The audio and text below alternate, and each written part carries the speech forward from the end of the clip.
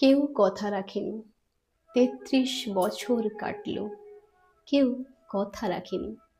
ছেলেবেলায় এক বষ্টমী তার আগমনী গান হঠাৎ থামিয়ে বলেছিল, শুক্লা দ্বাদশীর দিন অন্তরাটুকু শুনিয়ে যাবে।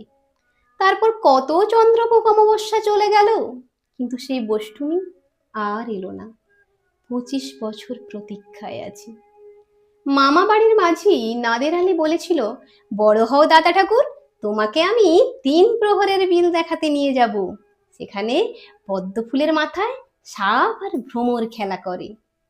নাদের আলী, আমি আর কত বড় হব? আমার মাথা এই ঘরের ছাদ ফুঁড়ে আকাশ স্পর্শ করলে তারপর তুমি আমায় ৩ প্রহরের বিল দেখাবে?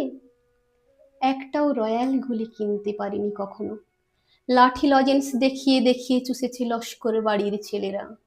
ভিখারির মতন চৌধুরীদের গেটে দাঁড়িয়ে দেখেছি ভিতরে রাস উৎসব।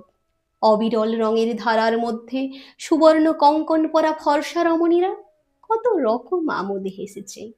আমার দিকে তারা ফিরেও চায়নি। বাবা আমার কাঁধ ছুঁয়ে বলেছিলেন, দেখিস একদিন আমরা। বাবা এখন অন্ধ, আমাদের দেখা হয়নি কিছুই। সেই রয়্যালগুলি, সেই লাঠি লজেন্স, সেই রাস উৎসব আমায় কেউ ফিরিয়ে দেবে না। বুকের মধ্যে সুগন্ধি রুমাল রেখে বরুণা বলেছিল, যেদিন আমায় সত্যিকারের ভালোবাসবে সেদিন আমার বুকেও এরকম আতরের গন্ধ হবে। ভালোবাসার জন্য আমি হাতের মুঠোয় প্রাণ নিয়েছি। দুরন্ত ষাঁড়ের চোখে বেঁধেছি লাল কাপড়। বিশ্ব সংসার তন্ন তন্ন করে খুঁজে এনেছি ১০৮টা নীল পদ্ম। তবু কথা রাখেনি বরুণা। এখন তার বুকে শুধুই মাংসের গন্ধ।